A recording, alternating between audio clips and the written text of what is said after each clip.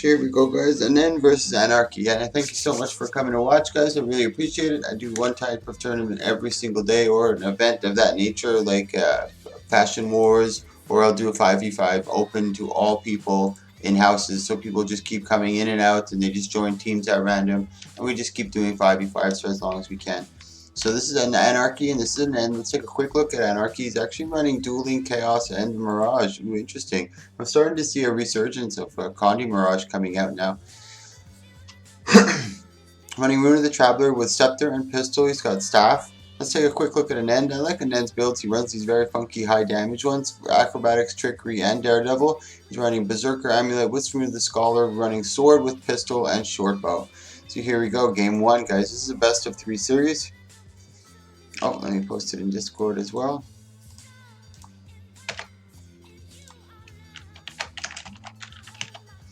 And as I mentioned, the only rules in this is the class you start with is the class you finish with, and the 3 specs you have chosen. So for Toxic over here, he's chosen Dueling, Chaos, and Mirage. He has to stay these 3. He can change all this, he can change all this, and he can change all this. So really hard engage over here from Anend. Toxic's got to be really careful. Now you can see he's avoiding the Chaos Storm. He's not getting too close. This is good. Now he's coming in for the big damage. He goes into his, I think he used his Distortion to get away from that one. I'm not entirely sure. No, he did not use Distortion. Illusionary Ambush maybe, or his Sword. Now he's got to be really careful, and then's waiting for the engage. I hate this map for this camera angle. He's trying to chase him down, and then Toxic's trying to get some Connie down onto him, but he's doing a really good job of mitigating most of that, getting the better of the exchanges in these ones so far. He's got caught in a little bit of the Chaos Storm, converting some of his boons in over to Condi, but nothing too serious. Now you start to see a little bit of the Torment starting to do its work, and now and then can't clear that. He's got 7 stacks. Good patience by Toxic, able to dump that down. Noticing that he's not getting rid of those clears, so he just dumps everything else he has, getting some good damage. But he also got a little bit of damage in return. And then is fully topped up. Good port back up to the top. Trying to focus on an end really hard. I believe that was his Distortion on that one. Yeah, he probably did use Distortion, maybe a little earlier than I expected.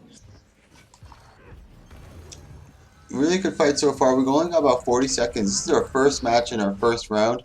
So this is really good. I'm expecting good things from the rest of it. Backing away now. Really good exchange from both participants on this one. Going toe to toe on each engagement. Trying to get in really close. Good job by Anend. Good job by Toxic. He was able to clear those Condis. He was able to put a little bit more on top. Oof, now he's however heavy pressuring Toxic. He does have a jaunt. He still has his heal. He still has his teleport.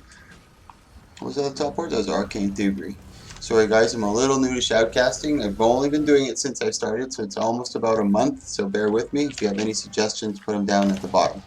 Or take a look at my highlights, you can see all my past. Ooh, but Toxic gotta be really careful here. And then actually gets the down, or Toxic actually gets the down on an end, and it did go to the map mechanic. For those of you who haven't seen the map mechanic, that was it right there. So after 2 minutes, there is no healing, and there's an AoE effect that is stagnant in the middle, and one that encroaches on the entire area until it eventually consumes the entire area. So the match is forced to lose. You're forced to end the match no matter what. So here we go into game 2, and then actually lost that one. Toxic did a really good job of mitigating and sustaining until the end. He was able to get the Condis up onto Anend, but he wasn't able to clear them.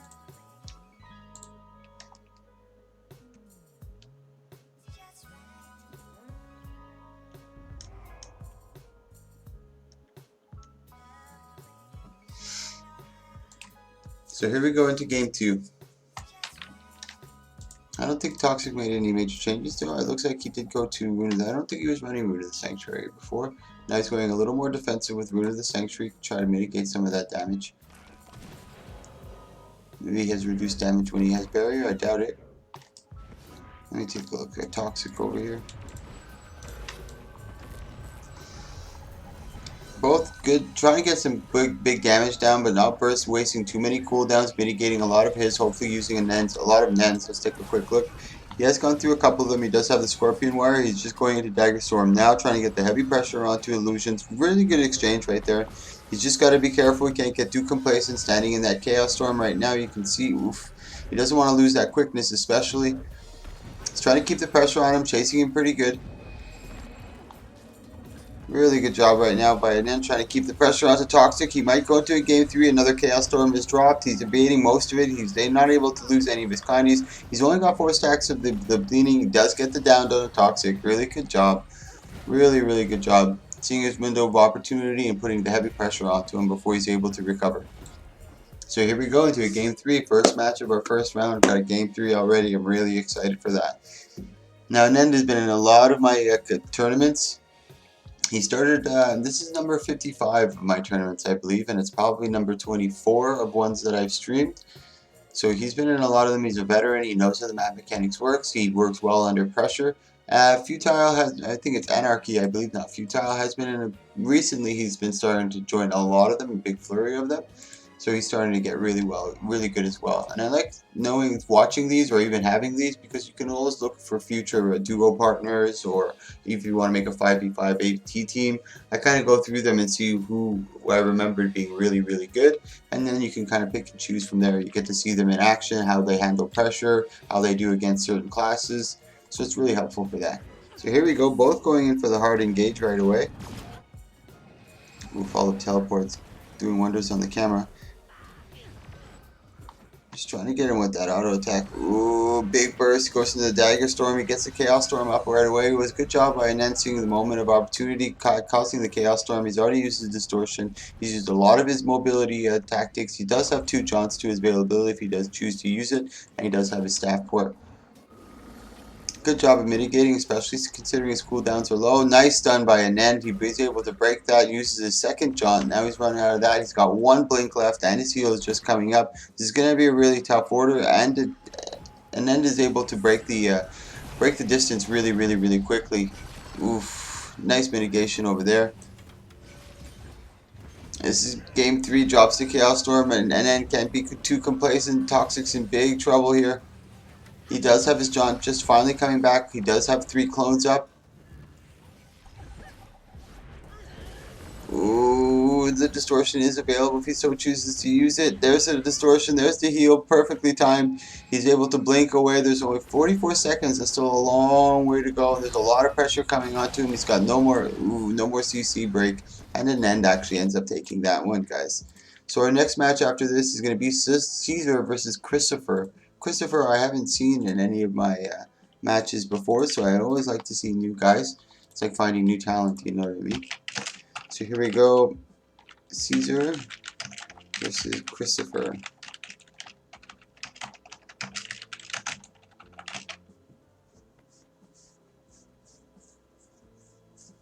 Not sure, there we go, game ended.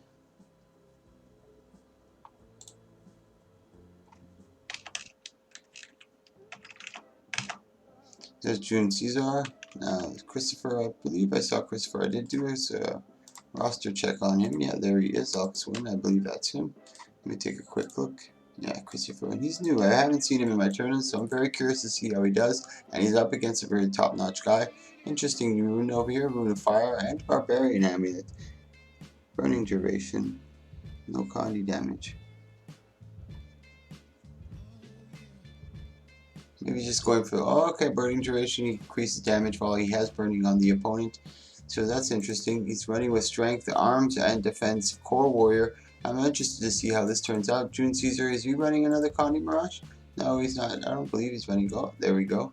Wanderer Amulet with Rune of the Traveler. He's running Staff with the main hand scepter and pistol. It's kind of similar to what we just saw from our last previous match. You know which one. He's running Chaos Dueling with Mirage. So here we go in game 1. I'm going to actually watch Christopher for this one to see how he does and what the build is, what we're working with. He's got 2 to the limit for his shout heal as well. He does have the Berserker stance for the Condi, the resistance. He's kind of sitting back, not moving. I'm not sure what he's doing. There we go. The 2 spawn points are no port, so you can't port onto them. This area over here is also no port as well, if you so choose to use it. They're both kind of sitting back. They don't know how each other plays, so they're kind of just holding up. Yeah, he might be a PvPer for sure. I do solicit in Heart of the Mist, and ooh, yeah, this is going to be tough. He does have Berserker, yeah, he might be a PvPer. But I appreciate anybody coming. I do solicit in Lion's Arch, I solicit in Infinity's Reach, and Radisum, and World v World. or new, but this is a great place to learn. We don't discriminate against anybody. Any and all are welcome. So I thank you for coming. It is a best of 3 series, so he's going to have his chance to redeem himself. Maybe he was just playing possum. Who knows? Maybe he was just sitting there, you know,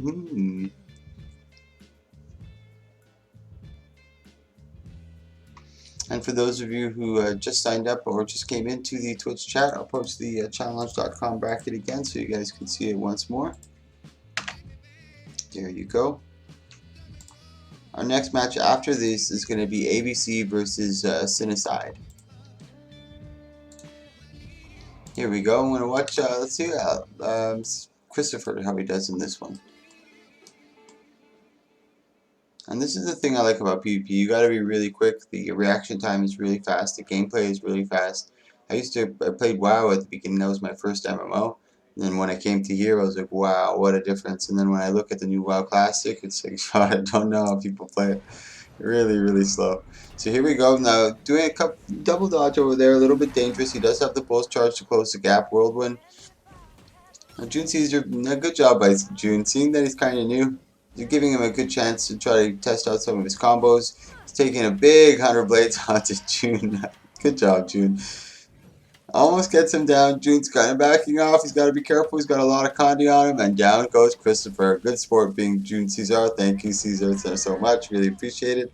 Didn't stomp him too hard. He didn't leave his sour taste in his mouth. So I'm sure and I'm hoping he'll come back. Our next match after this is going to be ABC.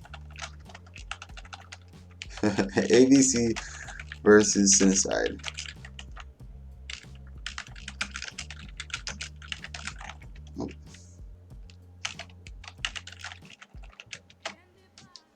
So here we go. We got two of our opponents. Is he running Fire Weaver? Yeah, he is a Fire Weaver, Fire Arcane and Weaver.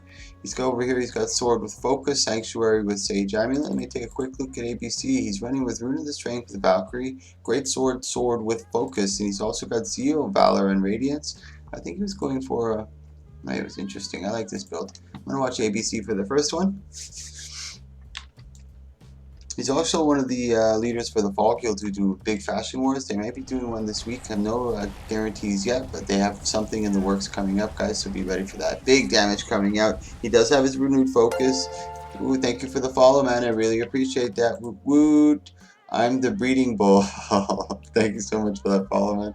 I really appreciate it. When you guys click follow or subscribe, it really pats me on the back and lets me continue, tells me to keep doing this. Good CC coming out from Sorceress. This is a tough match for the Guardian, as the Ellie has a lot of sustain and he's got to be able to get that big burst. The burning is doing a really good job, actually.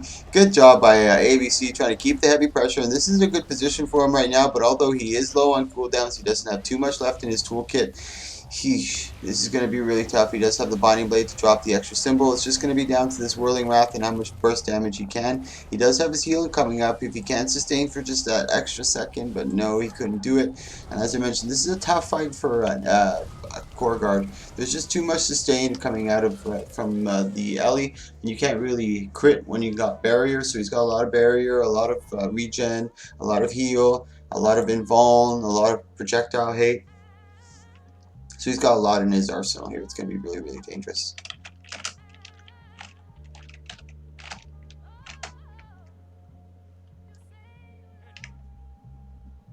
Thanks again for that follow, man. I really appreciate it. Thank you, thank you, thank you, man. So here we go into game 2. Let's see if he made any changes.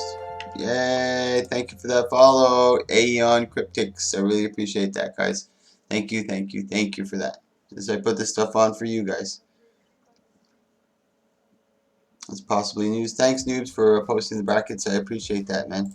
So this is our third game in our first round. So far, it's going really good. Usually the first round's a little stumbly, but now that I do them more often, people are more familiar with what's going on, how it functions, and how it works. It's flowing really, really well. I've done the roster check. Everybody I've roster checked has been here. First round came out to a game 3. Second round, I had a brand new guy to the game, I think, and brand new to my tournament, so I really appreciate him coming out and checking it out. And this is our third game right here, ABC versus Sorceress Aquino. It was a really good match. ABC had some really good damage at first. He was able to put the pressure on, but as I mentioned, it's really tough for an Ellie to be able to, or a Firebrand to be able to win this. That was a really good stun coming from Sorceress. He's in fire, doing a lot of damage. He's got to watch out for that burning. He goes into renewed focus. The burning is what you got to really watch out for the Ellies, especially Fire Weaver. That's the main source of their damage. And they're able to stack it on really quick. As you can see, he's able to reapply, and that fire eventually gets to him. That was a really tough match for ABC, but nonetheless a really good fight. That's Sinicide, who moves into the quarterfinals. Our next match is actually going to be a really good one. I'm excited for this one. Magic Boy has been in a lot of my tournaments, but he hasn't been in them in a while, so it's good to see his face come back. So our next match is actually, like I said, Magic Boy versus Spacepan. Spacepan has started in my tournaments from the beginning, and I've watched it like as he plays and plays and plays. He just gets better and better and better. So it's really entertaining to watch him. It's like a father watching his son grow, or like a delinquent father who's never been there for his kid, watching him from a distance.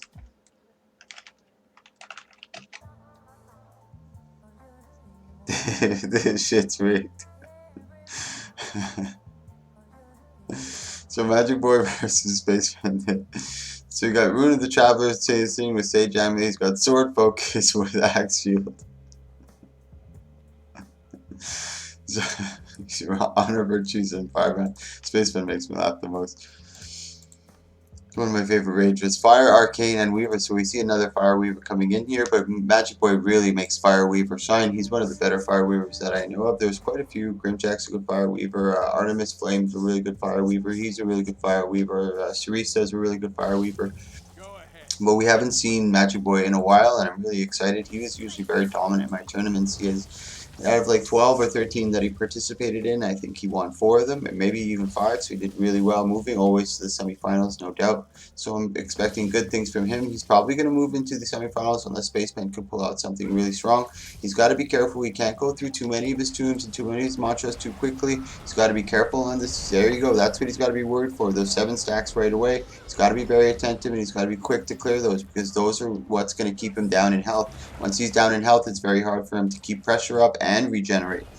So we're already here, big damage coming out from the PH Magic Boy. Spaceman's trying to mitigate it a lot. He's already gone through his mantras, most of his mantras here. As you can see, he's still got both of his tombs, so he's able to try to counter pressure here. He's trying to keep the bleeds or the burnings down up on Spaceman, try to get him in the symbols and the big pull, but he's not able to do that. This is going to be really tough for him to be able to counter. Oof, Lord. Going to be really, really, really tough. Good pull. He's doing some good mitigation over here. He's got some good condies. Now, Magic Boy's already gone through a lot of his clear. Ooh, a little too late. Spaceman was trying. Spaceman was in the process of recovering as Magic Boy went through most of his bursts. So there was a little window. There was a little bit of opportunity for him to try to counter pressure there. When Magic Boy was a little flat-footed, but unfortunately it was just not enough. Magic Boy's pressure is very, very, very strong. But kudos to Spaceman putting up a good fight, especially as a Firebrand. Did I enter myself into this tournament? Oh yeah, I did. I'm next against Cerista. Ooh, that's going to be tough. I think I'm playing Hollow this one. Yeah, I'm playing Hollow. I'm trying out Hollow Smith.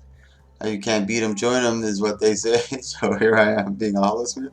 So let's take another look. I don't think Magic Boy or Spaceman is going to make any major changes. Okay, it looks like it, man. I don't think he was running Mender before. He's going for a little more sustain now. Maybe if he can make it to the I don't even know if the timer is going to help him, because he relies on a lot of healing as well. He does have all his mantras up. Let's take another quick look. Yep. Let's take a quick look at Magic Boy in case you guys are interested and want to mimic the build.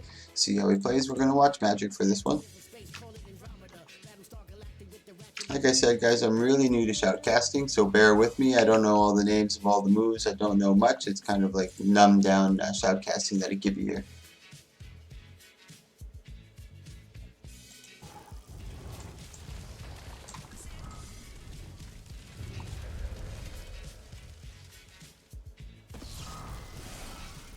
Spaceman kind of sitting back, not engaging too hard. Magic Boy getting the high terrain right away. Switching over to Earth just to try to close the gap. Now going back into Fire to try to put some pressure down onto him. I hate this camera angle. Jeez, with all the porting from Magic Boy, it's impossible to keep in track of him. He's got to get out from under there. Now back to Magic Boy right here. big heavy pressure coming onto Space Pen. There's no way he can counter him. He's got too much cleanse, too much invuln. He's just all in his face. And by the time he's able to get into his tomb to put down the pressure, he's already getting too much damage to him. So he's got to switch back, use some mantras. Oh, it's going to be really difficult for him to get some pressure. Let's take a look at his cooldowns over here. Oof, he's got no mantras, no tombs. He did create some distance, so he's able to get his heal back up. That was really crucial. He went for his elite, and he got all his mantras back. That was a really good job. Just pushing the W key right there, just creating the good distance and using terrain to its fullest potential, getting around those LOSs, stopping him from coming close to him, closing those gaps. He's almost fully resustained. There's 40 seconds left. He does have his Shield of Wrath. He did use it. Shield of Absorption is up. Now this is a good mitigation. This is where he wants it to be. Tries to get him in the pool. That was his first real attempt at getting some good counter pressure down, where he was able to actually stand up and turn around and get the pressure onto Magic Boy. Magic Boy has gone through a lot of his utility. As you can see, he's kind of just stuck in the slow. He's not able to clear most of that off. Now, Space Pen's just got to be careful. Here's the 10 seconds left we've got 10 seconds left into the map mechanic, and as I mentioned, there's no healing after the map mechanic, and there's an AoE effect that comes from the center and the outside that encroaches on the entire environment. He's got the Shield of Wrath. Maybe he can get the explosion with the, oof, here we go. He's in a really good position at the moment. He's just got to watch those burnings. He's got to watch those burnings. Oh, that was big damage, and those burnings is what did most of the work. Now it's just pretty much topping him off to get him done. Space Pen just trying to run. He's got nothing left in the bank. Down he goes. That's Magic Boy that takes it.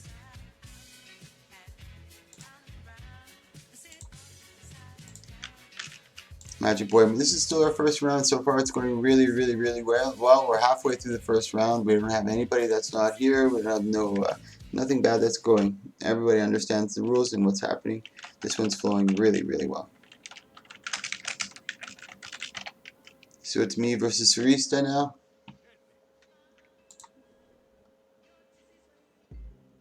I believe Sarista's running, is he in here? Yeah, Christy, there he is.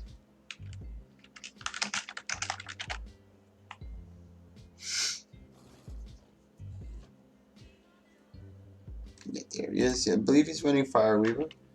Yeah, I'll show you what I'm on my Guardian actually. This is not going to be the greatest fight for me. But maybe, hold on.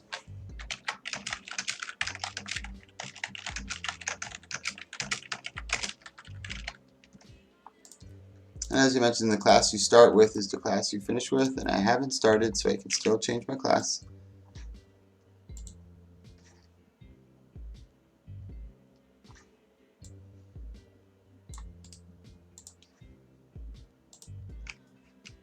And I'll take this time to shamelessly promote.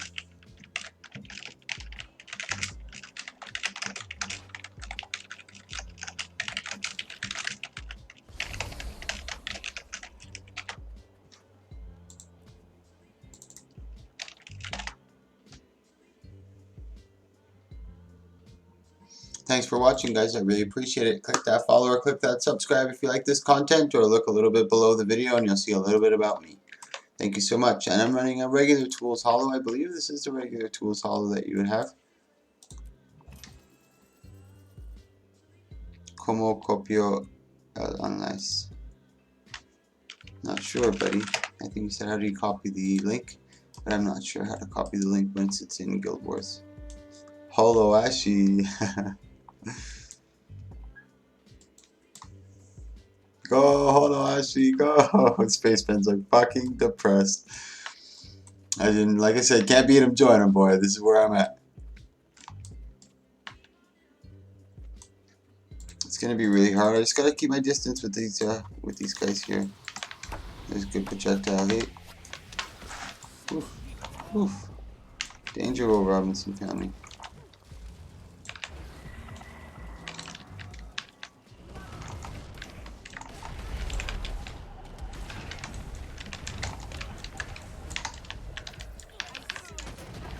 Oh boy.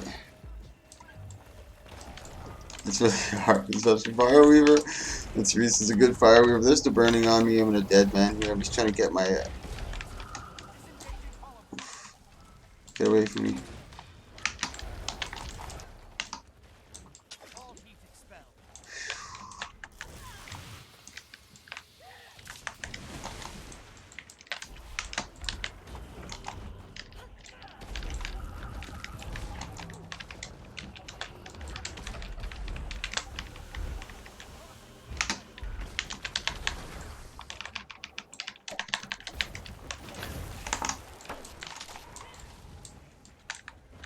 50 seconds left. This is not good. I don't want this fight to last too long.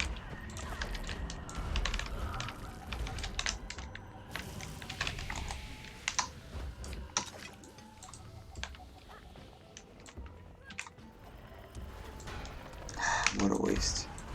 I'm still really new to Hollow, guys, so bear with me. 25 seconds. I gotta be careful now on cooldowns.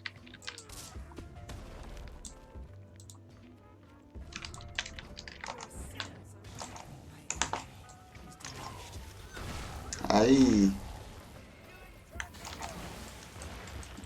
Get away from me, Surista.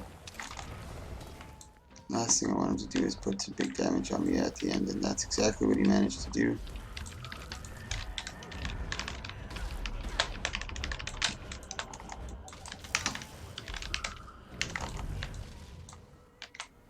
Dang it. Dang it all to hell.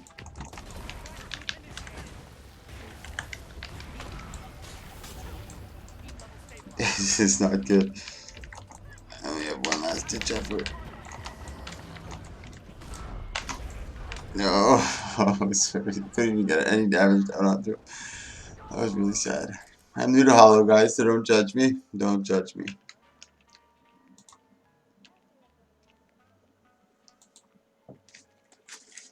Here we go, game 2. Hopefully I can bring this to a game 3.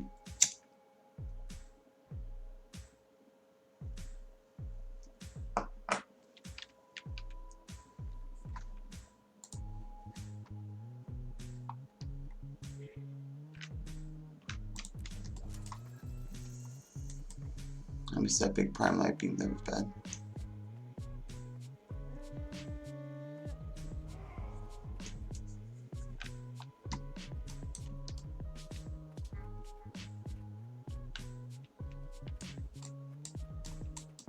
I'm gonna try and engage really fast.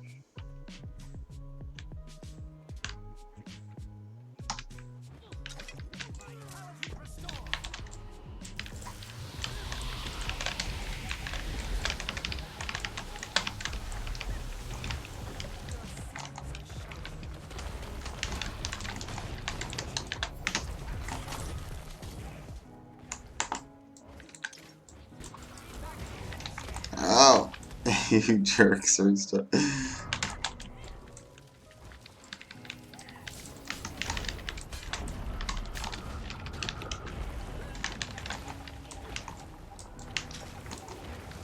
I'm dead, man. That's it.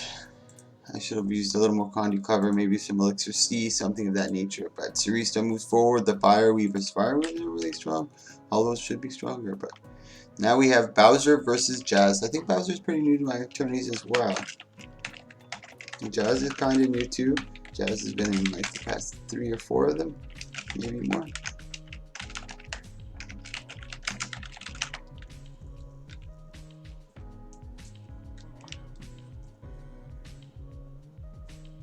Oh, let me send out a little more signing bonuses to these people who are still here. Space Pen gets a signing bonus. Did I send it to you already, Space Pen? I don't think so.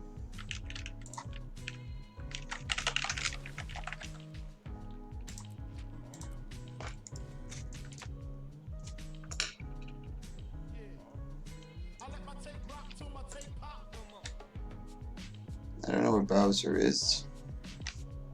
I'm gonna give him a couple minutes. And this is the first round, and this is what you usually encounter in the first round, someone that isn't there. I remember seeing him.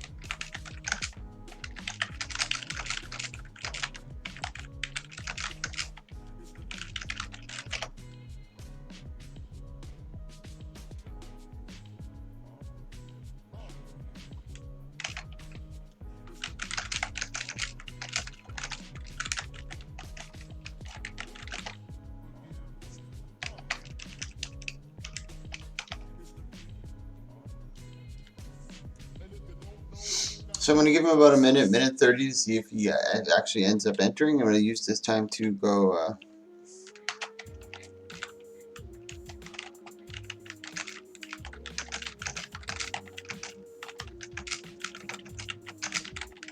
I got Sword Flame is going to take his spot in case if he doesn't show. So Bowser is going to be replaced with Sword Flame if Bowser doesn't show. So if you look at the brackets, you're going to see Bowser, but that's not Bowser. That's going to be Sword Flame if he does not show. I'm going to take this time to go solicit in the map chat.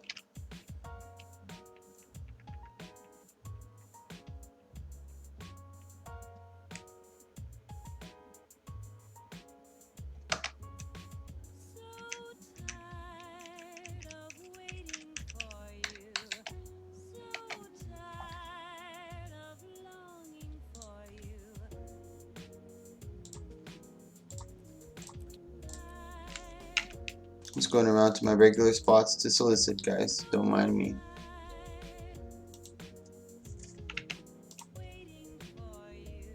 During Dear Diary, learn to Fire Weaver. Yeah, I have the budget, Jeff. Thank you, Perks. I think it's W Perks, PRX.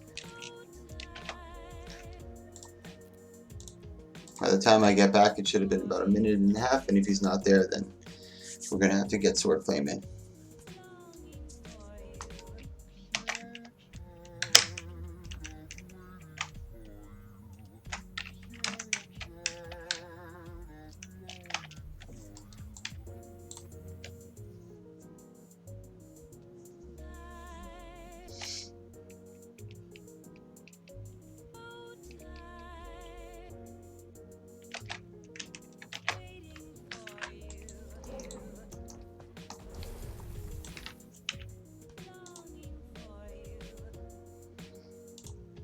Hey guys, I'm just waiting for Bowser to see if he shows up. We already have a substitute. We're lying in the wind waiting to take his spot.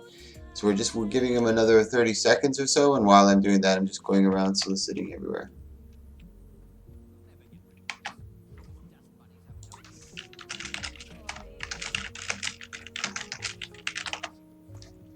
Alright, that's enough soliciting. Let me run back in.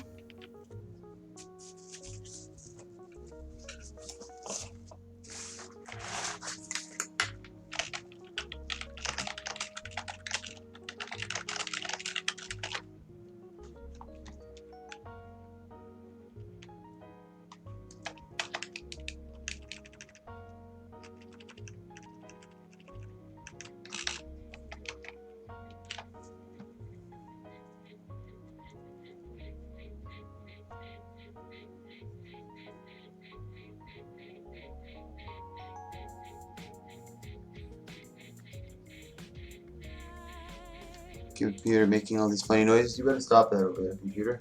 Hush, I said. Alright, let's take a quick look at, this is a Sword Flame Mastery. He's running exactly what we saw with the other Firebrand, I believe. Zeo, Honor, and Firebrand. He's running with the Axe Shield with Sword Focus. He's running Traveler with Harrier. I think Harrier was the main difference. Burning Man over here, he's running with Fire Weaver again. Sword Dagger with Undead and Mage Mender's Amulet. Arcane Water and Weaver, not Fire Weaver, excuse me. Ooh. Maybe I saw that wrong? No, Arcane Water and Weaver over here. So this is going to be interesting. You don't see that too often. You usually see Fire Weaver for these 1v1s. I wish I had a better angle here. There we go. If I keep my camera really low, I can get under there. Now this is going to be a hard fight for Panic. As you saw between Magic Boy and Space Pen, it was just so much pressure in his face that he wasn't able to deal with it. But Sword Flames, they're both really strong Firebrands, and I'm curious to see how they do with them. I'm not sure. I've never seen Burning Man versus PH, but I know PH has won a lot of my tournaments, and he's a very, very strong Weaver, so maybe there's a slight difference in there.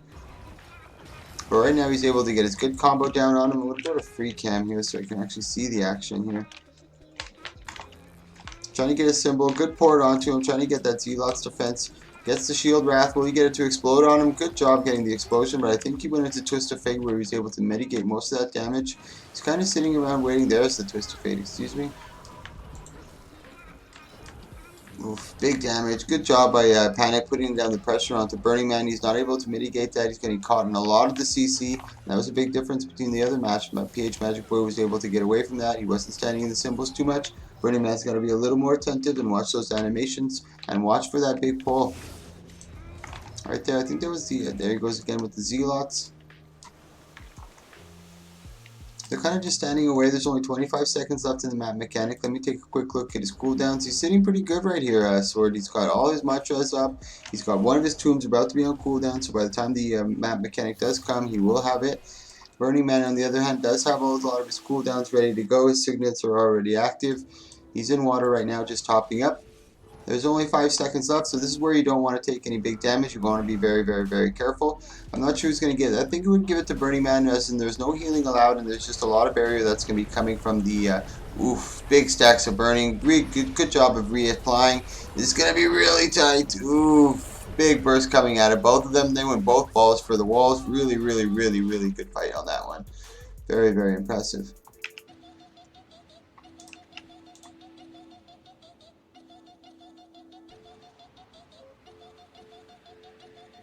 Yeah, that was really tough.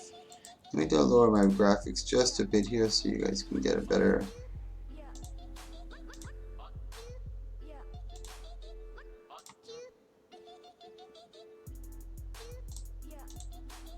I'm just going to lower a couple things so you guys can see. I'll be back in 1 minute. I'll leave you with Sword Flame. Just going to grab something to munch on.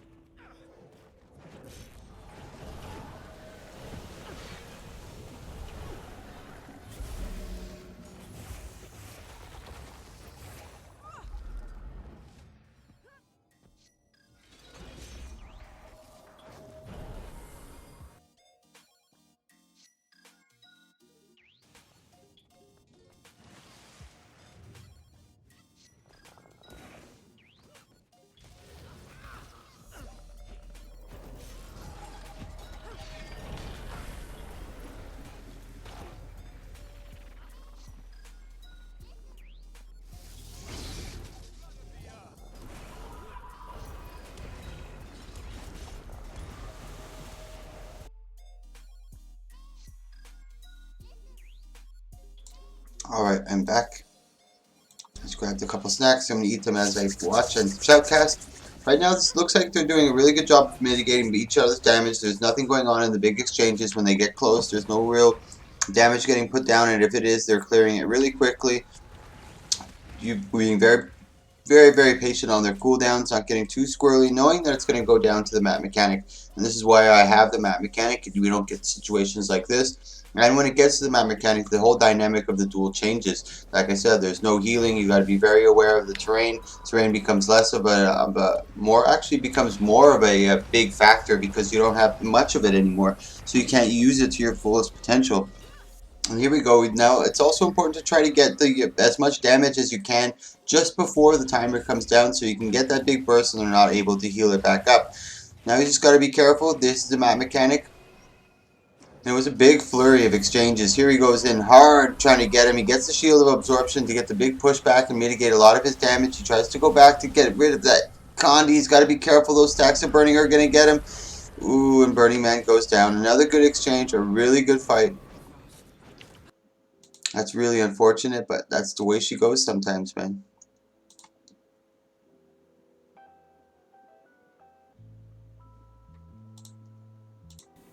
That was Sword is taking the place of Bowser in our brackets. I forgot about that. So now it's Joker versus Cloud.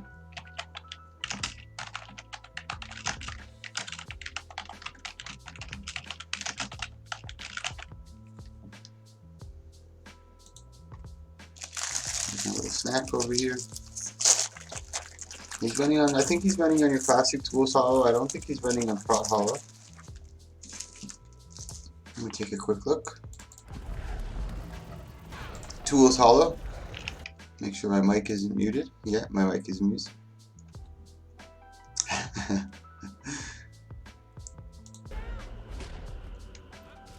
So he's running with Leadership and Demolisher. Most Hollows run with Leadership because they don't have much in Condi Cleanse. He might be, like you saw me fight a Fireweaver at the beginning. I believe he's running, oh, he's actually running Core Ranger. It looks like Core Ranger. Let me take a quick look. Yeah, Core Ranger. Ooh, this is going to be interesting. Let's take a quick look at Cloud's build over here. He's running with the Rune of the Scholar. He's running with Marauder. He's also got Sword with Warhorn and Longbow. Interesting. Nature, Magic, Wilderness, and Marksmanship.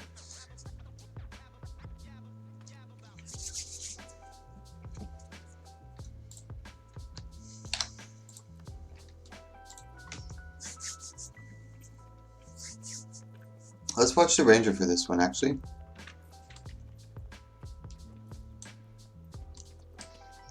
Fireweaver sitting back, I mean the Hollow sitting back, going into stealth with the Photon Wall up already.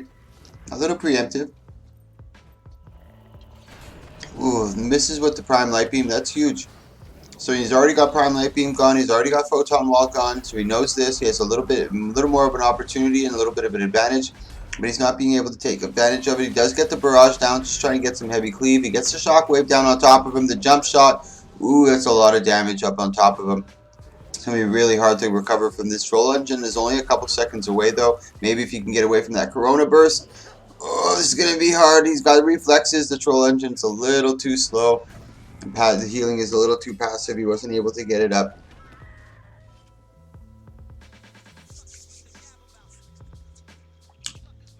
It looked like Riley was in a good position at the beginning.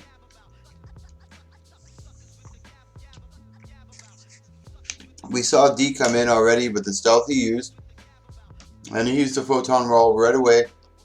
Riley didn't use any cooldowns. He just kind of W'd his way out of it. And it was 2 cooldowns, huge cooldowns already used by the Hollowsmith. So it's a little bit of an advantage to him. Oh. Sorry, CG.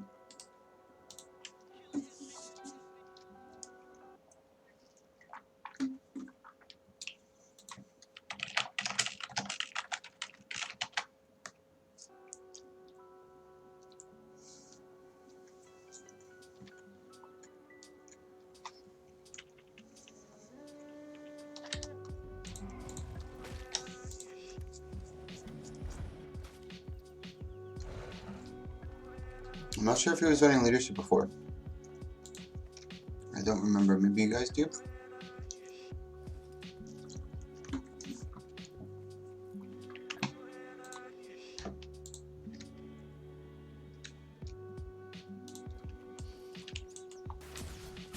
He's using the Barrage already, which is a really good job. He doesn't have to do anything, and he's already getting some cooldowns. He's already getting to use some cooldowns, getting to go through some of his... Let's take a quick look, actually. Yeah. He may have already used the Elixir U. Tries to break the, use the Shockwave. He's able to mitigate that. Now, a Photon Blitz went in his face, but he was able to get it right back. Gets a good push. Now he forces the Elixir S. This is a really good spot for Cloud now. The Elixir S has already been used. He mitigated the Prime Light Beam. He's got to watch out for that Corona Burst damage. Good dodge on the Shockwave. He's starting to counter it a little bit. He does have his heal still. This is going to be a tight spot. Riley's being able to stay inside there toe for toe, mitigating a lot of the damage, getting some counter, but he's just not enough to finish. There's just too much sustain coming from D. The cooldown on his healing turret is just really quick, and Cloud is not able to pressure him enough. So maybe the map mechanic would be a good idea. The Reflect, ooh, big Reflect on his knockback with the Photon Forge or Photon Wall. Remember, being over 50%, that allows the Photon Wall to reflect damage back. So he was able to use that against Riley just before he used his pushback and his rapid fire. So here goes it with the Barrage again. This is a really nice setup. It also puts the Cripple up onto the Hollowsmith, so he's able to create that gap a little more. Good overcharge shot. Here comes the Prime Light Beam. Riley has no more mitigation, so he ate all of that right to the face. Oof, this D's in a really dominant position right now. He's got a lot of his cooldowns. No, not really. He does have Elixir S and he does have Healing Turret. Let's take a quick look at the Ranger over here. There's only 5 seconds left in the map mechanic. I think this might serve Rylan's favor, as D doesn't have as much sustain. He's got to be careful for that big burst. He gets away from the shockwave and the corona burst. He's got to stay away from that AoE as well. Oof, he actually knocks himself back in the AoE. That was pretty bad for D. Unfortunate, one take does about 5-6k damage. Ooh, this is going to be tight. Big Prime Light Beam. That might be the end of it for Cloud. Oh, the pet comes in for the CC, but it wasn't enough. He ends up taking the down. And that's Riley, and I think that's Joker that moves forward. I believe that was game 2, guys.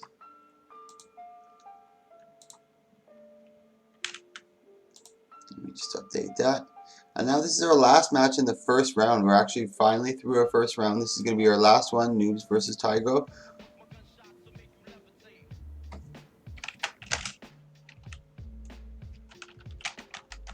Sorry, guys.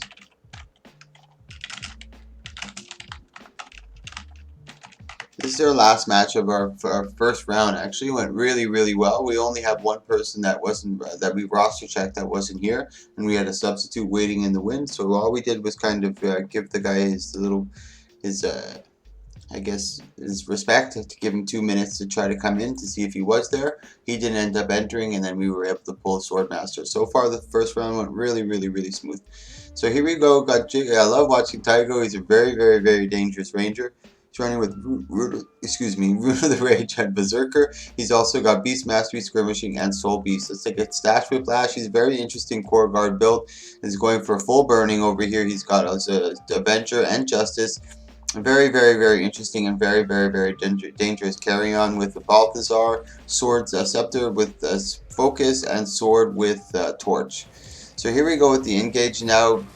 Jigen's got to be really attentive, and it's also going to be a little bit dangerous for him as well because Stash Whiplash has a lot of passive or instant cast blocks and blinds. So when he does come in for his big moves like his mauls or his worldly impacts, he's got to be really careful for those that set them up. Oof.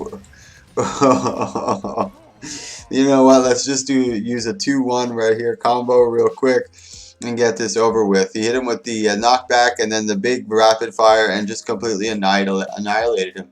And with the rapid fire, there's so many hits that come right in a row that the blocks and blinds can't even do anything. In the blind, you gotta be kind of close to your opponent, and the longbow is range. There you go, Tygo cheering in the middle.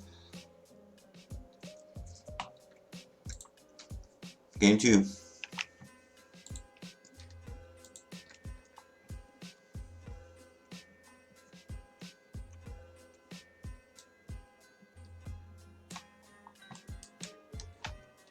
But I assure you, Stash Whiplash is going to be ready for it now.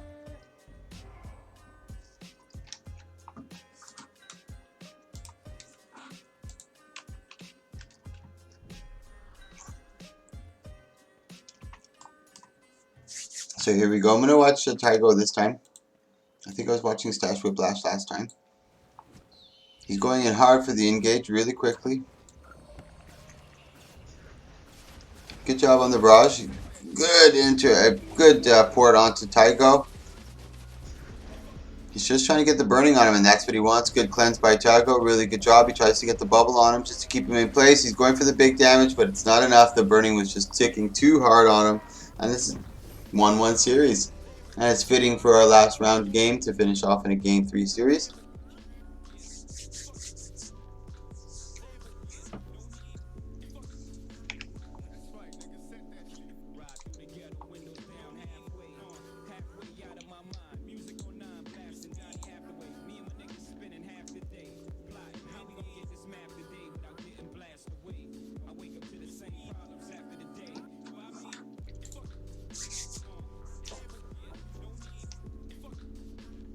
Here we go, guys. Now, as I mentioned, Tiger was in the Stash Whiplash. He's going to fall for that a second time. He's going to be much more prepared. No one wants to get their pants pulled down.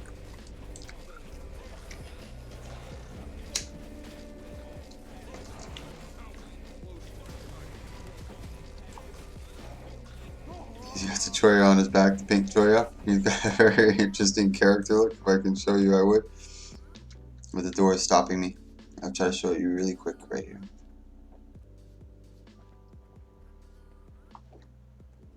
Goddamn camera angle. Goes to the rapid fire. Is not able to get any of that. I think we get. Oh, it gets the worldly impact on him. This is a really exciting, quick match. He's got to be careful for the burnings. Get out of there. Oh, he gets it down on Stash Whiplash. That was really quick. What a sudden burst. They're just trying to pop all their cooldowns. Tycho Jiggin is down. Oh, no, he's not down. Thank God.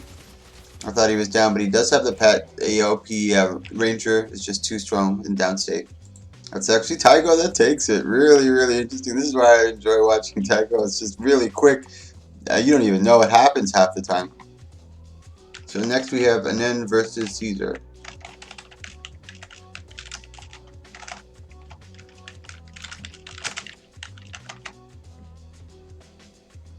Just gonna go shamelessly promote really quick.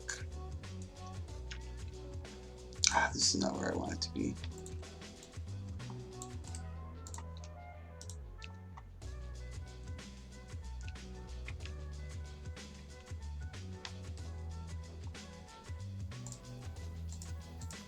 Sorry guys, I'm a thick-skinned shameless promoter. It's what I have to do.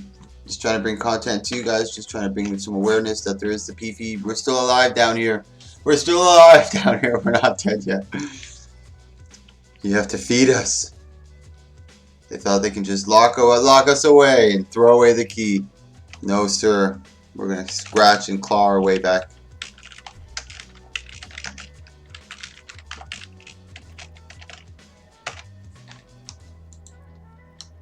Let me run back in. Hopefully they haven't started fighting yet.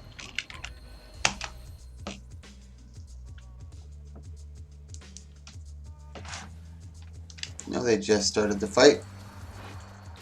Right now, June's just sitting in the no port spot, staying far away from Anand as much as he can. Anand is XXE. Did a really good job of mitigating, good job of using the no port, using terrain to his full advantage. You'll see a lot of top tier guys do that. It's not just the build and how you play it, but it's how you use the terrain and what you're surrounded with. Really good engaged by XXE. He's got a lot of Condi now on him. He's got to be very mindful of that. Oh, good job by June Caesar. Able to counter pressure, re-sustain, and get out of there. Really good job. Now Nen trying to come in for the counter of his own. Oh, really good exchange between the two of them. Oh, goddamn camera angle, and down goes Nen. Good job by June Caesar. It looked really tough for him at the beginning of the match there, but he was able to re-counter pressure really hard. XXE went through a lot of his cooldowns, a lot of his Condi clear. For those of you who just joined the challenge.com and who do want to see the bracket and follow along with me, I'll post it for you guys right here. Oops. There you go.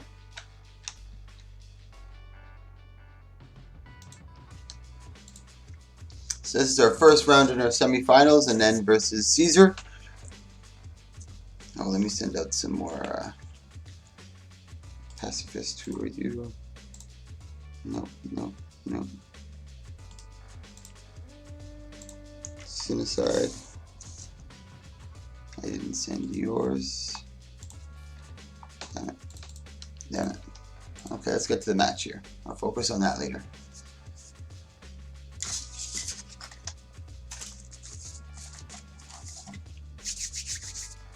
So here we go, game 2. June Caesar trying to go in quickly right to the no port spot, using that to full advantage. Really good idea by him. He's in stealth and end. Oh, Scorpion Wire to pull him out of the no port. Really good. He goes immediately into stealth to try to mitigate. Goes into his invuln state. Gets the mirror images up. I believe that's mirror images. No, false oasis, excuse me. This is the second time that Anand, I believe, has to fight this Condi Mesmer. So he does have a little bit of practice and he knows what to expect. Oh, big lockdown, big burst. He's got to be careful now. He's just on the run, but he's not going to be able to make it. The stacks of confusion are just way too much. And June Caesar ends up getting that one. Ooh, really tough fight for an end on that one. June Caesar moves forward to her semifinals. Next up should be a good fight. Cinecide versus Magic Boy. Cinecide versus Magic Boy.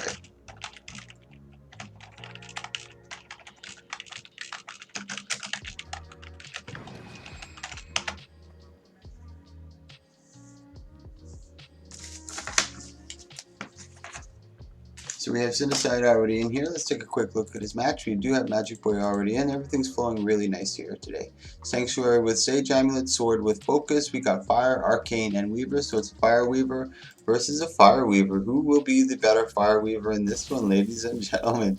He's running with Balthazar, and he's running with Sanctuary, I believe. Yeah. He's got Sigil of Cleansing and Energy, and he's got Sigil of Doom and Energy. Interesting. He's going for the extra Condi. Interesting, interesting, interesting. There are slightly different changes in their builds as well. As you can see, he's opting for this one, and he's opting for this one.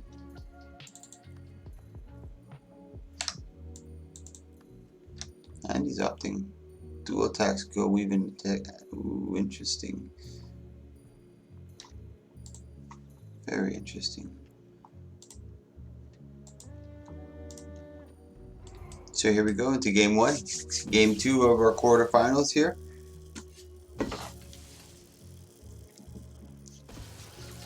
And as I mentioned, Magic Boy's a really strong competitor. He never usually gets lower than semifinals. So he's got a tall order over here for Sorceress. He's really got to pull out all the stops. I think this one might go to the Mat Mechanic. I'm not entirely sure, but I have a good feeling it will go there. But time will tell. Right now they're putting on top of each other, trying to get the exchange. There's not much that's going to be happening here. They have a lot of sustain. They have a lot of Condi clear. They have a lot of damage mitigation. So we're going to just see them poking around each other, trying to bait them into using some of their cooldowns so they can save some of theirs. It's just a flurry of action right now, but not much happening to the health bar. As you can see, there's a lot of invuln, a lot of Twist of Fates, a lot of Swirling Winds going up. Now you can start seeing this is where they've gone through a couple of their cooldowns and he's starting to put the pressure up. You can see he's not getting rid of those burns. They're starting to really do their damage. Magic Boy noticing this as well, trying to keep the pressure up on top of him. You can't let him get too far because the farther he gets, the more time he gets to get on his cooldowns, and you just got to push that W to get away. Right now he's got the cripple on him, which is really, really, really key, not letting him get away. Forcing him to use cooldowns to try to create that distance. But now he's just trying to turn back onto Magic Boy. Really good re-engage, really good turn and burn.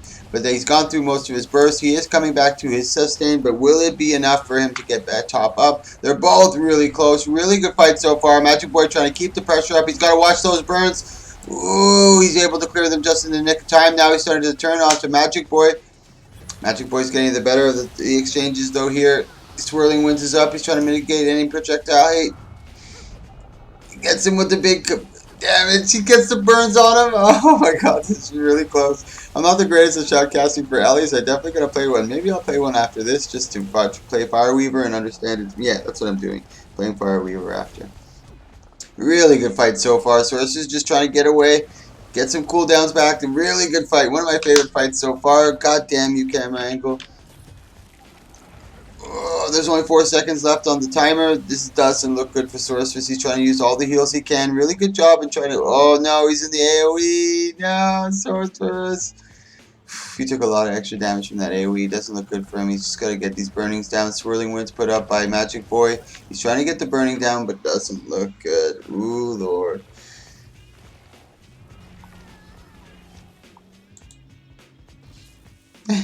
Christy, I have to make sure if you make a Weaver, I can still beat you. And definitely, I gotta practice Revenant, I gotta practice Thief, and I gotta practice Weaver. I have very little games on all of them. I think I have 0 games on Revenant, 45 games on Thief, and I have over 7,000 games on Engineer. So, oof. I don't usually play meta builds with Engineer. So that's why I do a lot of theory crafting, and I play a lot of games with him. So here we go into game 2. That was a really, really exciting match for our second game in the quarterfinals. Really good back and forth play, nice countering, good sustain, good turn and burn. Sometimes the best defense is a good offense, and that's what he was able to do. Really turn around, put the pressure onto Magic Boy, catch him a little bit off guard. And that's how I've seen Magic Boy lose sometimes, especially to Revenants, where he gets it. The match kind of does drag on a bit, where the Revenant isn't doing much but mitigating, and then he's just kind of peeling open the, or peeling off the layers of that onion to try to get to the nice center of it. I guess there's not a nice center to an onion. That was probably a bad analogy. But they try to open him up a little bit to get the center of that nut, and then once he gets a little complacent, he's gone through little cooldowns, they just all of a sudden turn around on him really hard and open up and get that big burst win. Those are one of the ways, or one of the major ways that I've seen Magic Boy lose. But like I said, maybe he's been in the dungeon practicing, back deep in the dungeon, practicing his weaknesses. So far, he looks really strong. Sorceress did give him a little bit of a run for his money in that halfway through that first round. Really good job by Magic Boy keeping the heavy pressure on him, and this is what you don't want to be in. This is not the situation you want to be in as an Ellie, especially since you don't have any of that really big heal. You do have a lot of barrier to try to mitigate any kind of big damage coming to you, but you don't have a lot of big heals. So once you're kind of low, they are able to put the pressure, and they're not able to counter because they're too busy trying to heal. Really good exchange between the two, getting a good burst onto Magic Boy. He's got to be really careful here. He gets him in the big stun, but you see the port coming from Magic Boy. He went underneath, and you can see he didn't even break the CC because he knew that Sorcery wasn't going to be able to catch him. His stupid ankle. He knew Sorcerer wasn't going to be able to catch him, so he didn't waste any of his cooldowns. It was a nice, another good play by Magic Boy. Now Sorceress over here trying to keep the pressure onto him. This is kind of turning right now. Good job by Sorceress, but he's got to be careful himself not to take those burnings, and those 6 stacks was what really hurt him. If he was able to mitigate that a little better, I think he'd be in a better position. But right now they're both kind of topped up, refueling, going back at it again. There's 40 seconds left in the match. Magic Boy taking some big damage over there. Ooh, and the Sorcerer seeing his window of opportunity, trying to engage on him. But he's also got to be careful that Magic Boy isn't baiting him, kind of just letting him come in, thinking that he's really low, getting a little complacent, and then turning around and burning on him. So both coming in with the exact same move at the exact same time. We got about 20 seconds left in this match. Now things are going to have to start changing in the way they thought their thought processes are working here. They only got 15 seconds. I got to top up. I got to make sure I save some cooldowns for the big fight at the end. Make sure I have my barrier ready to go because there's no healing. And Mist Form doesn't work over here because it's a form of healing. So he's not allowed to use Mist Form as well. That's kind of a disadvantage. But at the same time, they do have access to a lot of barrier where most classes don't. Really good exchange here. Now PH Magic Boy is doing a really good job of dodging and mitigating. Using his Swirling Winds, using his Twist of Fate. Ooh, doesn't look good here for Sorceress. Good stun by him. He's still not over yet. Ooh, down he goes.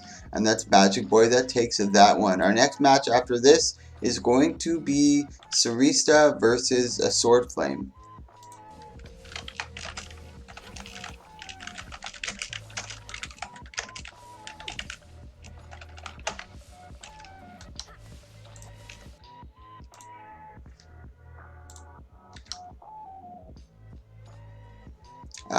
There are a few people that might have him.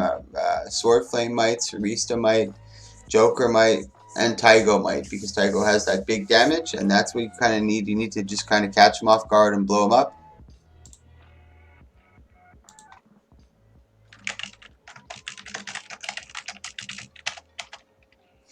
Sorcerer's Aquino, thanks man. He said, hey, thanks for the turn. You got to go though. Good luck with the stream. Thanks so much for coming, man. I really appreciate that. So it's going to be a really good match. So take a look over here. This Firebrand is really strong. He's going to be going against Sarista, so you're going to kind of see if...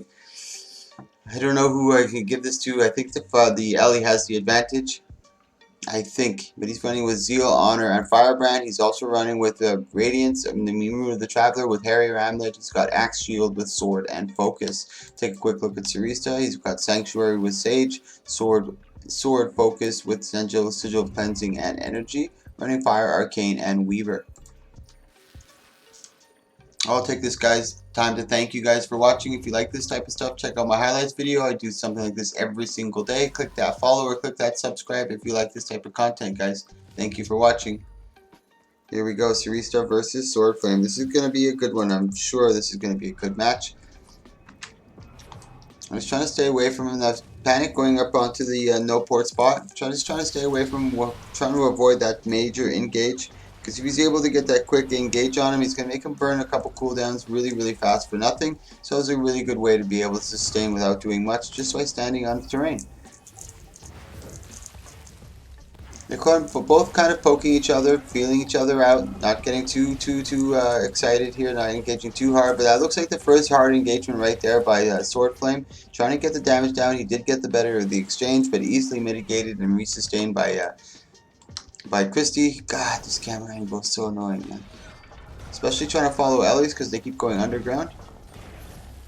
Good job by keeping up the damage by Christie, but he can't get too complacent. He can easily turn and burn on him.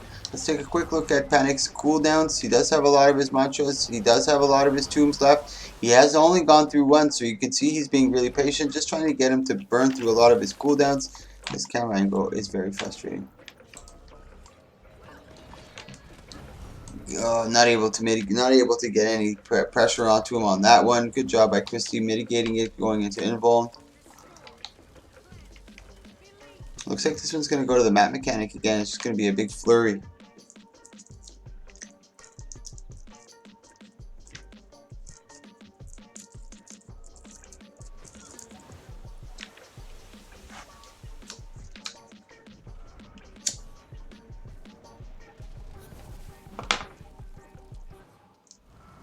I know it's not going to be too action-packed, but here we go in 10 seconds. It's going to be very action-packed. This is what they're waiting for. This is what they were sustaining for.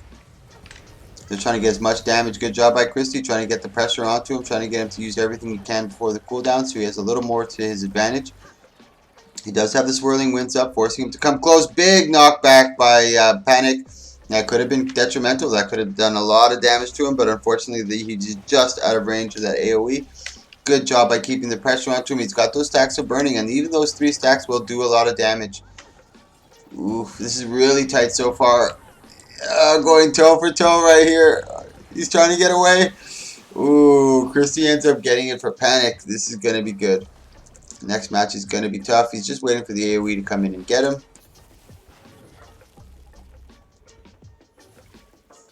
As you can see, the AoE will eventually encroach onto the entire map if nobody is downed.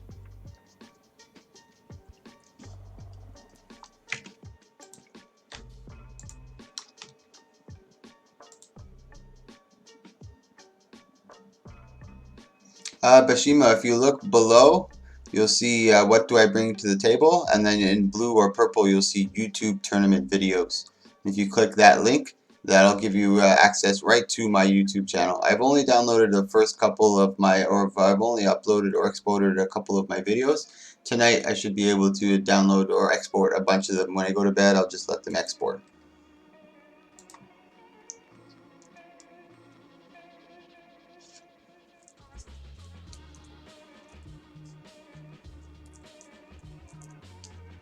So here we go into game 2, guys. This one's proving to be a good one. And it's probably going to be the same thing like we saw last time, waiting until the map mechanic and then bursting. That's why I don't like to make the map mechanic get 3 minutes, and I don't like it to make it at 1 that's just not enough time to get some damage. So 2 minutes is just perfect. It's not too long to wait, and they still have the chance to burst, because sometimes in situations like this, where the other opponent thinks it's going to go to the timer and he's just going to, like, you know what, we'll sustain. The other guy takes advantage of it, comes in really quick while he's a little lollygagging around, and just bursts him down. They might be making some adjustments over here, I'm not sure.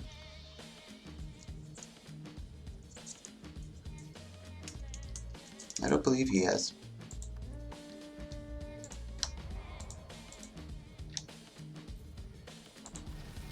Fire, Arcane, and Weaver.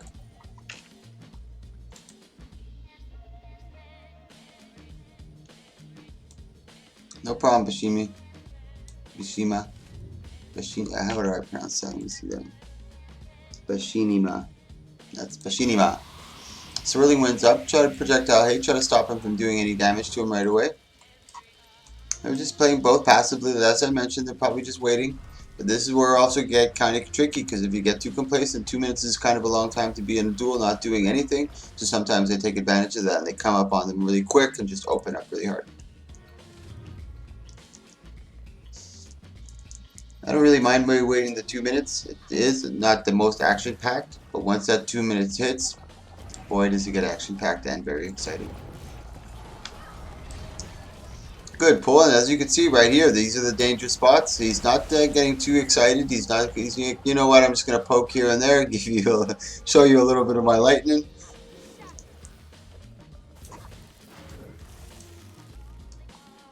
But it's going to be pretty slow paced until the 2 minute mark. Once again, I'll thank you guys for watching, man. You should check out my highlights videos. I put everything I do. I do one tournament every single day. It's either 1v1, 2v2, 3v3, or I'll do a Fashion Wars, or I'll do a 5v5 in-houses for a long period of time. I've done 2 5v5 in-houses. One of them lasted 4.5 hours, and the one yesterday lasted 3.5 hours. Really, really good. Trying to come in for the exchange. We got about 35 seconds left in this match. He's porting down to try to keep him some more pressure.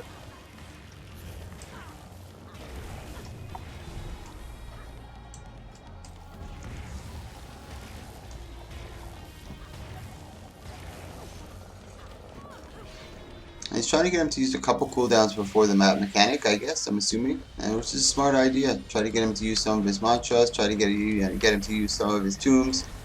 He has gone through his healing tomb, which is probably the least vital to him. He doesn't really need that one too much, considering the fact that there's no healing. And here we go into the map mechanic. This is going to be super vital between both of them. Let's see how they engage. Panic is just trying to get away, stay away from him, because that 300-yard range from an Ellie is very, very dangerous, especially if he's able to get those burns. And there's Christie that takes it. Christie's a really, really, really, really strong Ellie. He's been participating in a few of my tournaments now. Now our last match in the quarterfinals is going to be Joker versus Tygo.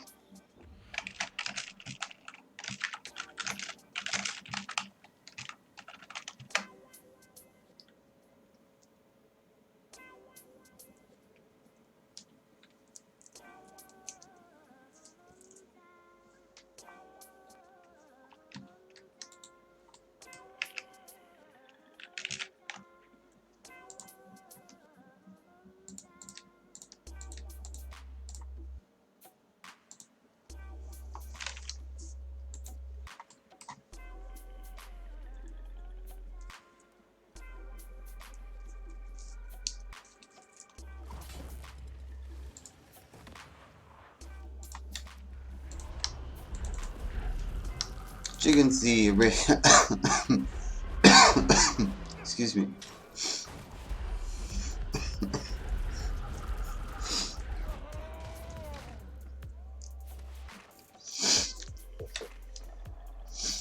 Jiggins the Ranger we saw in the first round, who did a very spectacular performance against Noobs. Beast Mastery skirmishing with Soul Beast. He's running with Greatsword and Longbow. I don't think he was running with Greatsword in the first one. Maybe he was. Correct me if I'm running. Rune of Rage with Berserker Amulet. Now D on my alt, which is Joker. He's running with Rifle, Earth, and Demolisher. He's running Alchemy Tools and Hollowsmith. The regular tool is Alchemy Hollowsmith. Now some of them run with Iron Blooded. Some of them run with Static Discharge. I think he's just going for the extra damage reduction because of the, he's kind of scared of Jiggin because if he gets too close and he gets caught off guard, he can burst him down. He does have the Elixir S. Now Jiggin is trying to, gets him with the Worldly Impact. I don't know how he was able to get through that. Whoa, Jiggin going like a madman. I don't even think he used his Elixir S on that, but that was insane. Really big damage. I think he got the Worldly Impact and then he was able to re-heal immediately with the turret, which he thought he was going to heal him up a little bit more, but as he was dropping the turret, the Worldly Impact came. That was really, really, really fast damage by Jiggin. Always entertaining. Very flurry, like done in a flurry matches over here. Holy moly.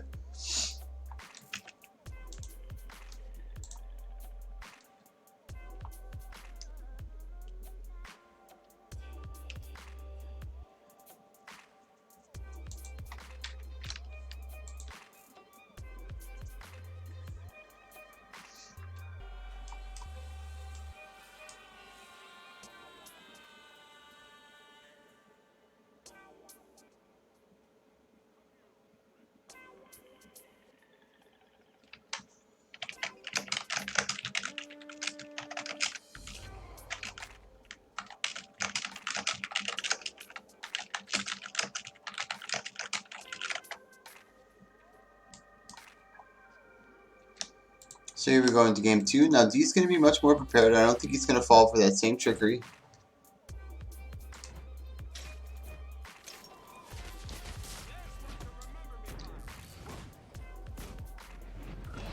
He goes into Rampage, and that's what I think he's changed for. I think he had Prime Light Beam in the other one. Really good job of mitigating. Good job of just getting away from him as much as he can. He's got his block up. He also mitigates that. Now he's got to be D's got to be a little careful for the counter pressure coming from Jiggin over here. He does use his Strength of the Pact. Tries to get the worldly impact, doesn't land it. This is not a good situation. He does get him in the pushback. Goes into stealth. Now this is a very dangerous spot. He does have the rapid fire, which does get on him, but not able to put enough damage. Gets him in the shockwave. Ooh. Back into stealth. Just keeping the barrage so he can get some cripple and just some extra damage down if he so chooses. Tries to get the barrage. Good photon wall up ID. This is a bad situation for Jigen over here. He's trying to counter pressure, but way too low.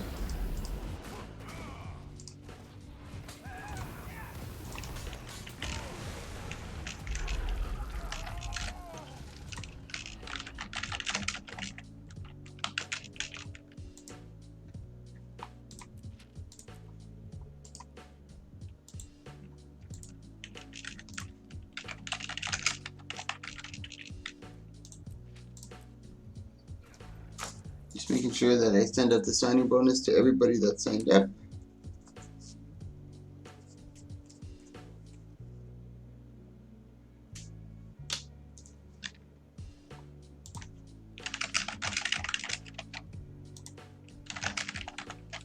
Another fitting game 3.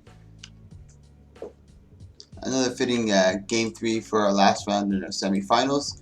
Then we're going to be starting, our quarterfinals, excuse me. Then we're going to be starting our semifinals, and then we also have a third place match. So we're going to do our third place before we get to our finals match, and our finals is going to be a best of 5 series.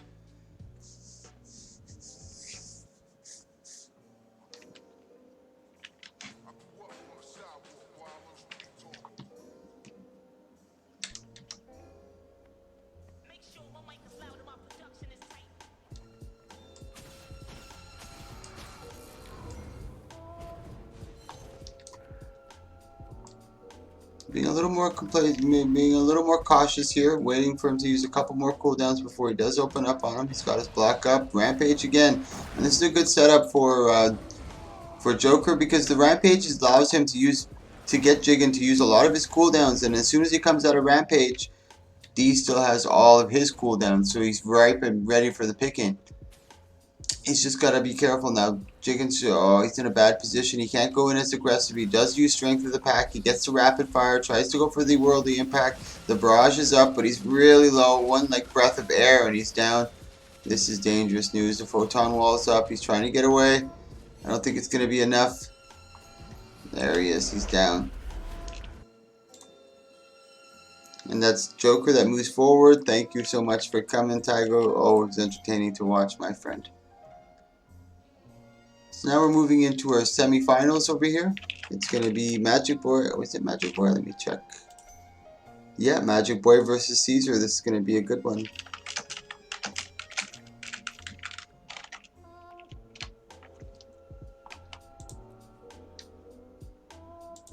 I'm just going to run to solicit really quick, guys. Hope you don't mind.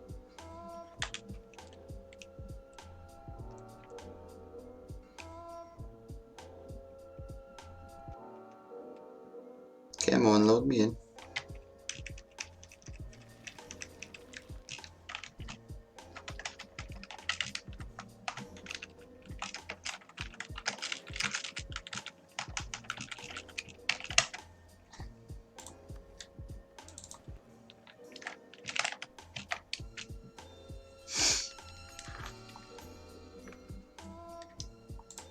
So here we go, Magic Boy's over here, running tabs. Oh, Sarista, hey. Oh. Hey, Sarista, how are you, buddy? I'm doing pretty good. I'm excited for this match and the next one. Me too, very excited. Here we have June Caesar versus PH Magic Boy. It's going to be really good. They're both heavy Condi. Now, I don't think Magic Boy means June Caesar has as much Condi clear as Magic Boy, so he's got to be a lot more careful with his engages, and thankfully he does have a lot of teleports. He has a lot of stealths. He has a lot of invulns, a lot of evades. So he has to use those very cleverly. He can't go through them too much. And PH Magic Boy's got to kind of bait him out of using those before he actually really engages. So he's got to falsify some of his moves. Maybe stow some of them, makes it look like it. Good job by June Caesar staying on the no port, waiting for Magic to come in. He should have punished him a little bit for coming in, but he drops the Chaos Shield the Chaos Storm right away, which is a really good job.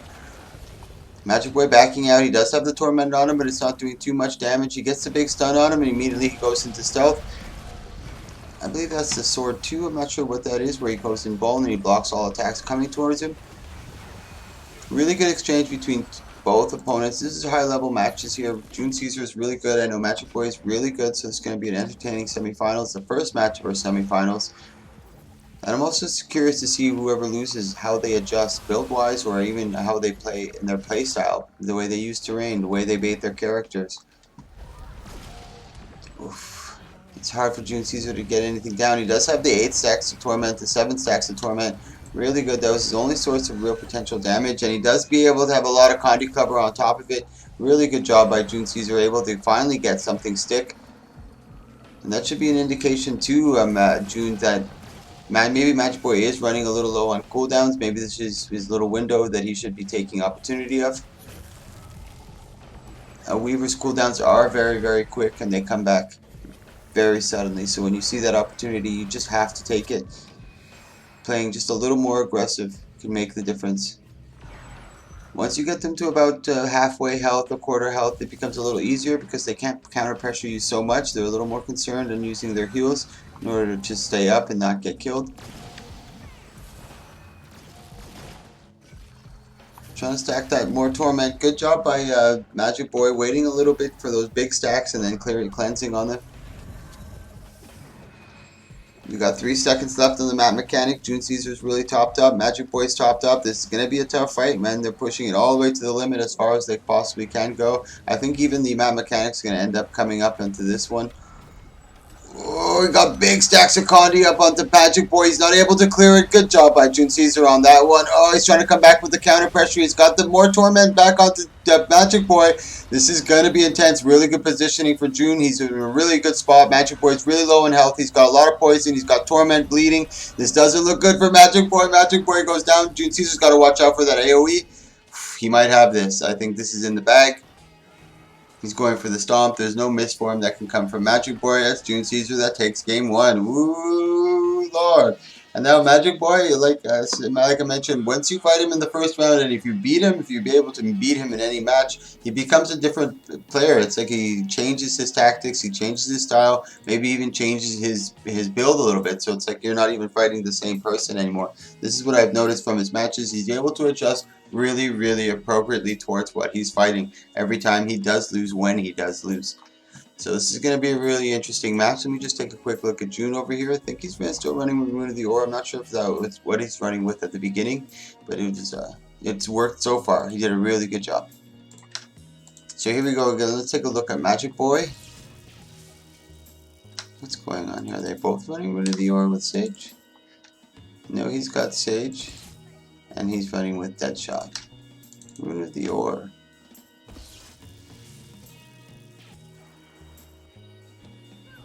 Interesting combo. Reduces the Condi duration that you're facing and gives you more health so you can take more Condi damage because it's per tick and the ticks aren't that strong depending on what you have. But really good exchange here. PH Magic Boy being really, really aggressive, trying to get June Caesar to go through a lot of his E-baits and his invulns, which he's doing a really good job. Now you can see June doesn't have too much left. As you can see, he's used his jaunts, he's used his Arcane 3-3, he's only got a blink left. He's being patient on the blink, he still has his invuln if he needs it. He's getting really pressured by PH Magic Boy, and as I mentioned, he becomes a whole new beast when you fight him in the second round. When you do manage to beat him, he becomes something else. He adjusts really, really well. But PH Magic Boy maybe being a little too aggressive on this one. Now June Caesar able to turn it around. He's getting the Condi pressure. He's got a lot of stacks of confusion. Whew, there goes the bleeding. 11 stacks. Now bleeding as 2 or 3, 4, 5, 6 black stacks of bleeding aren't that bad. Once you start getting to anywhere between the 11 to 15 range, that's when they start to become very, very dangerous. Good job by June, just keeping up the Condis. Just look at all that Condi cover he has on top of him, waiting for the Torment stacks. You also got to be watching out for that block. You don't want to get hit by that block, which June has been doing a good job of covering it, using it very, very wisely. It has a very obvious animation, and you do get locked in it. But he's been doing a really good job of baiting Magic Boy into falling for it. Really good evade there. He's got a Chaos Storm just to keep down the pressure. Now here we go into 15 seconds left of this map mechanic. The whole game is changing right now. It's all about cooldowns, using your heals while you have them. Let's take a look at PH Magic Boy for this round. Big stun, and this is exactly what you want to try to do. Try to get the pressure down or try to get your opponent to use most of their CC. And that was a really good job by Magic Boy, forcing us June Caesar to use his cooldowns, because if he got hit by that big burning damage, ooh, that would have been unrelenting. As I mentioned, I don't know if June's running with a lot more Condi Clear. I'll have to check his build one more time, but usually Condi Mirage does not have much in the way of Condi Cleanse. Ooh, really good job by June Caesar getting that full lockdown on Magic Boy, forcing him into the Twist of Fate and using his Swirling Winds. Ooh, that stacks up Burning Earth. What's going to really hurt him? He's able to clear it really quick. Magic Boy doing a really good job in this engagement right here. Caesar doesn't have the advantage of having him starting a little lower in health when they came into the map mechanic. Good stun, good Condi. He's got 8 stacks of the confusion. He's got to be really careful. Really good recovery by June Caesar. This is coming down to the wire. June might go down. He's got evades and involved. Does he? Oh my goodness. That was fucking close. Woo, Lord, that was a really, really, really, really good match. That was an exciting match. Oh, Lord. This is a really good 1v1 I'm having today. Everybody went really well together. Everybody, it flowed really nice. Everybody that showed up was there. So it went really, really well. And the fights have been really good. We've had a lot of game 3s so far. The quarterfinals were really entertaining. The semifinals are proving to be extremely entertaining. I believe this is only the... yeah, this is the only first match. I think Sarista and Joker are the next ones to fight in the semifinals. This is the first game in the semifinals, and it is going to a game 3. June Caesar versus PH Magic Boy. This is going to be a good one.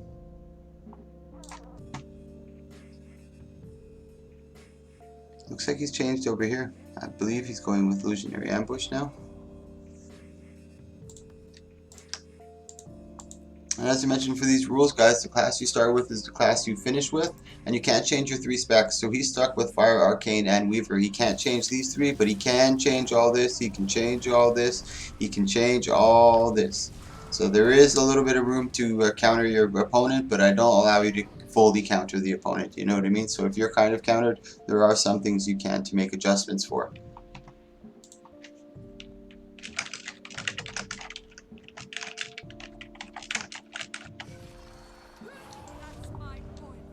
June just kind of sitting back, not engaging too hard, maybe baiting him a little bit. The Chaos Storm used a little preemptive, but it also mitigates Magic Boy from coming close, because the Ellie can't do too much damage from range. He's got to get within that 300-yard range, and then he can start putting that pressure, getting those burns down.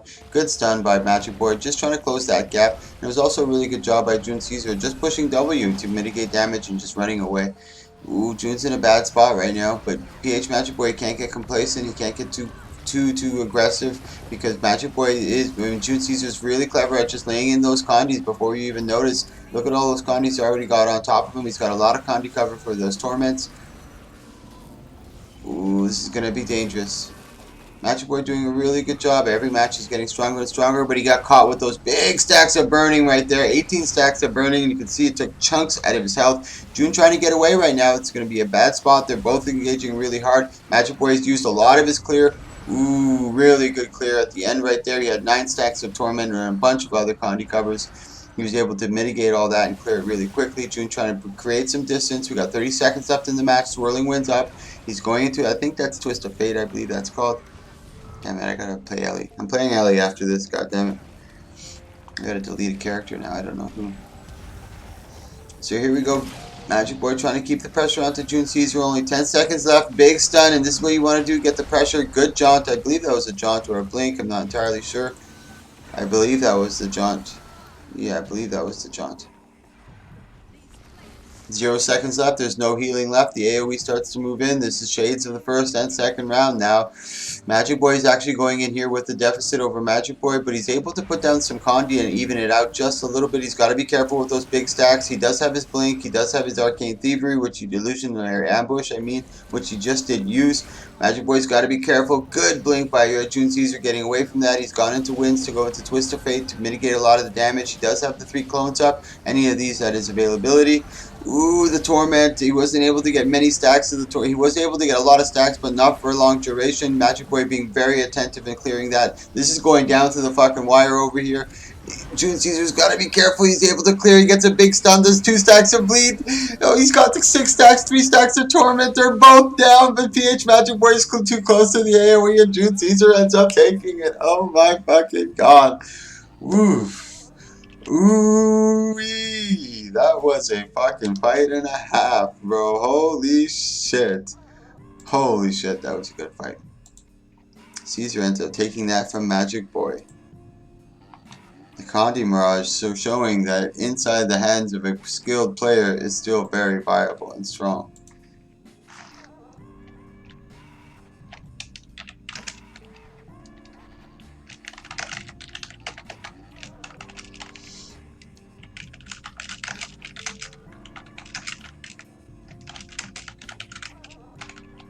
That was an intense fight. Holy shit, that was an intense fight.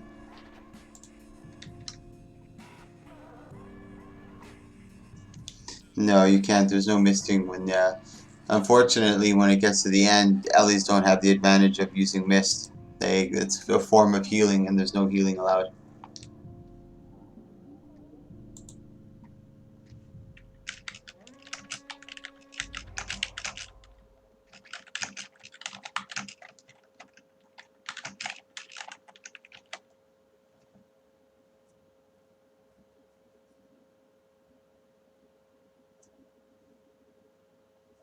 So here we go, D, an alt. This is Onilicious. He's got resistance with a Paladin. He's also got rifle. Ooh, I didn't see. I think he's Tools Hollow. Yeah, Tools Hollow with Alchemy. Take a look at Christie's Fire Weaver, Fire Arcane, and Weaver.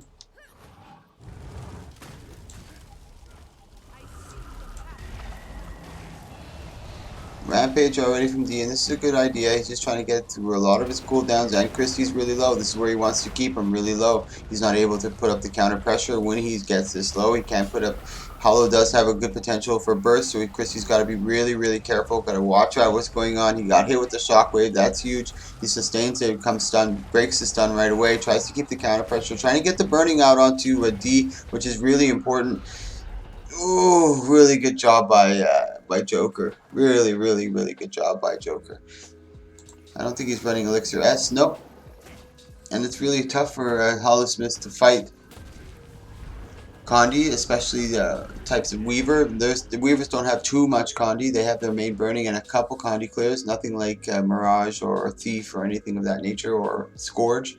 But the burning that they do apply is really strong. So it's not too tough for Hollow, but it's still definitely a difficult fight. Definitely a difficult fight.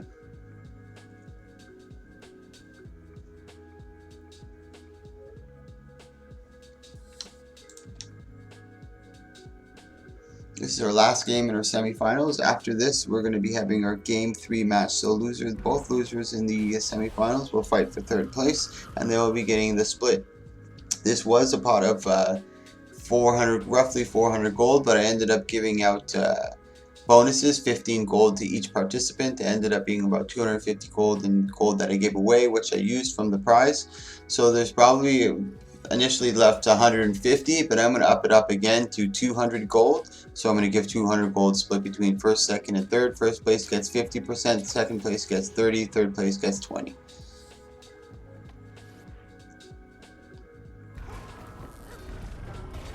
Now Christie's got to be really careful. He can't get caught in these big CCs, especially the obvious ones. There you go with the shockwave. He's got to be really, really, really careful not to get caught in that shockwave.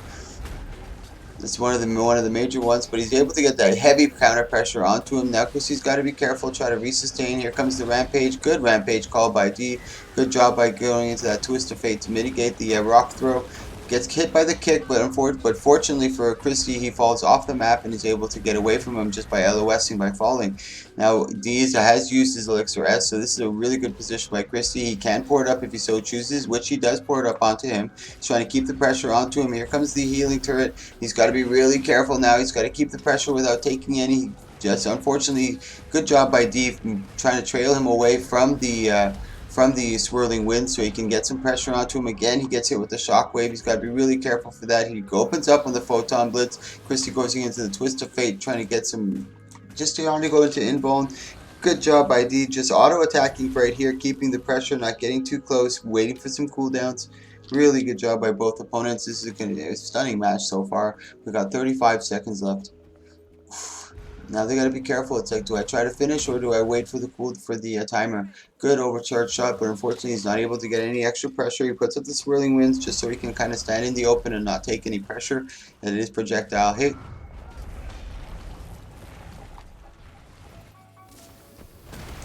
Good job right now. 15 seconds right now. They are going a little ham. He goes into the rampage. He only gets the tornado, and he ends up not getting up onto the ramp and floating underneath it, so he just turns it off. There's no point in staying in it. The shockwave again gets Christie. He's got to be really careful for that. Those are huge openers for D, and not only that, but oh no, D falls into the AoE, takes a little bit of damage. He tries to heal, but there's no healing after the timer. Christie sits up top waiting for his opponent to come in. This is a little better for Christie. He does go into S. Maybe S was a little fat fingered. I don't know if he necessarily wanted to do that. He takes some big damage from the shockwave again. That shockwave is the tide turner for D right now. Ooh, pushes him into the AoE, and down goes Christie. D moves into the finals. So that is going to be a Caesar versus Joker in the finals. Condi Mirage. Caesar bringing back the Condi Mirage, baby. Versus the Hollowsmith Joker. But right now we're going to have our third place match, which is Sarista versus Magic Boy.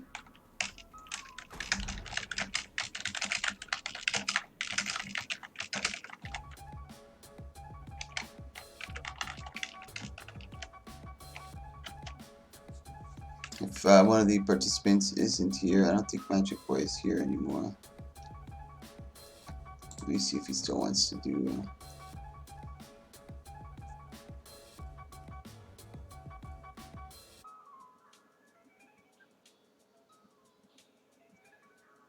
If Magic Boy doesn't come back, or if he's not here, then I'll probably just give third place to Sarista and move into the finals right away. Let me see if I can find Magic Boy.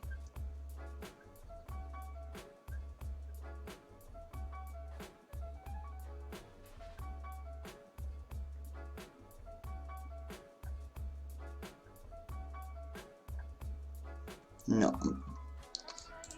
Sarista gets third place.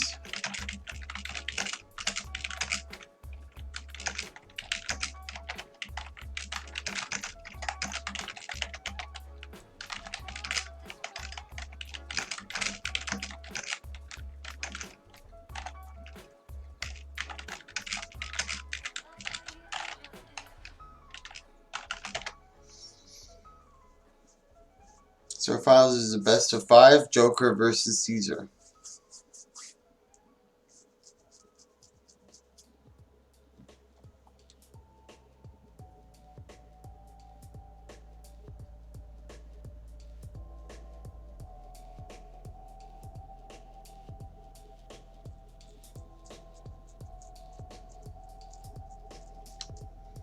So take a look at our finalists over here. Remember guys, this is a best of 5 series. He's running over here Chaos, Dueling, and Mirage. He's got Staff with Scepter and Pistol, running Traveler with Wizard Amulet, Rune of Annulment, which is really strong in 1v1s, very strong in general. Sigil of Energy, he's got Doom and Energy again on the other hand, just for those extra evades, because when you're in a Mirage, you can still do anything you want while you're in evade. So the more evade you can get, the better it is. So you're invuln while attacking. It makes sense, you know what I mean? It makes no sense to have that, but obviously it makes sense to use full advantage of it. So we're looking over here now. He's going with Paladin Amulet, Rune of Resistance. He's also got Alchemy Tools. He hasn't changed much in his build over here. This way, he's still not going with Elixir C, which I think should be something that he should definitely consider, especially with June Caesar.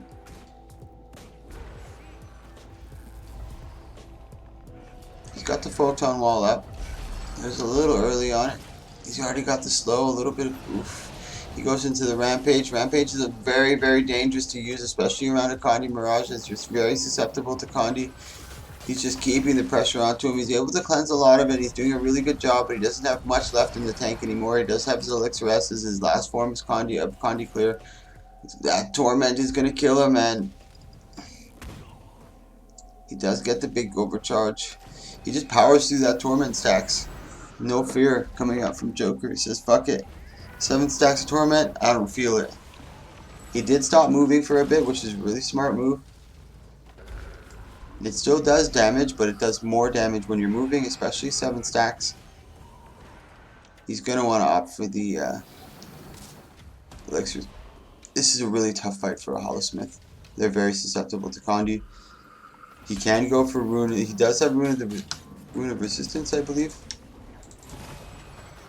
Yeah, he does have Rune of Resistance here. She's trying to lower the Condi duration, but there's just too much coming from June Caesar.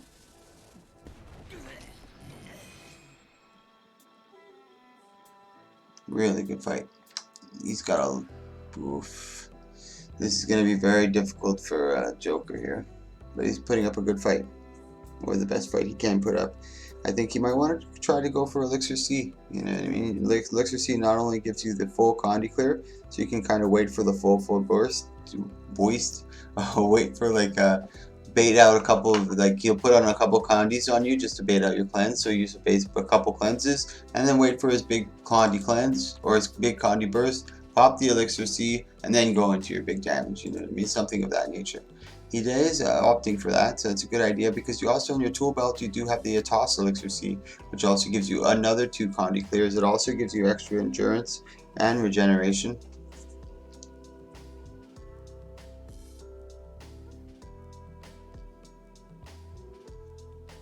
Yeah, Dune, if you want to. I mean, okay, if D agrees, he's your opponent. So if D agrees, then I'll allow Dune. It doesn't bother me at all.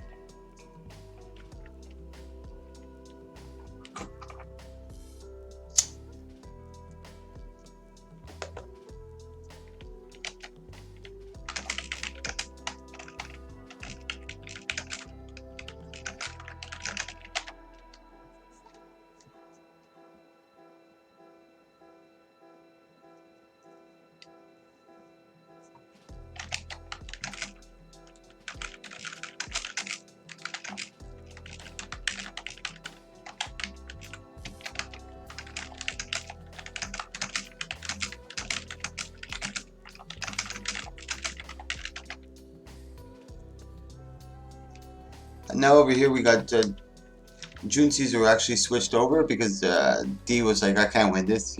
You know, I'm not. It's gonna be really tough for him to win it. And June's like, you know what? I'll go in a mirror match and I'll match you exactly with what you're running, and I'll run the Hollow.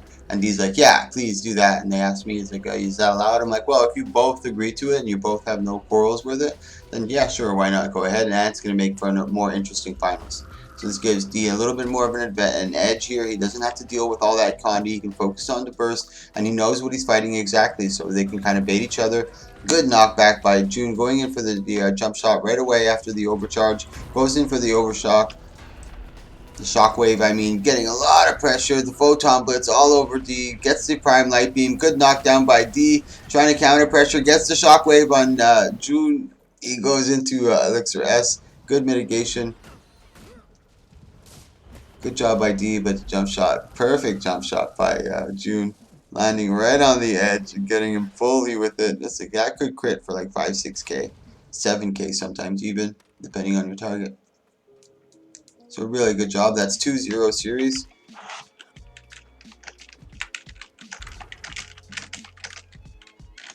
One more for June and he wins this one.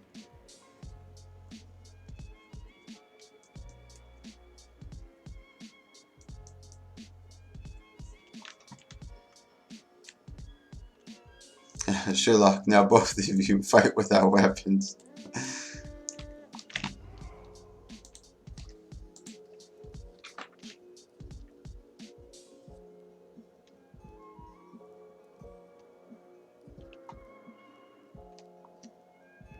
June's no slouch. June also does play. He's entered a lot of 1v1s in the Hollow, and he's very proficient with it.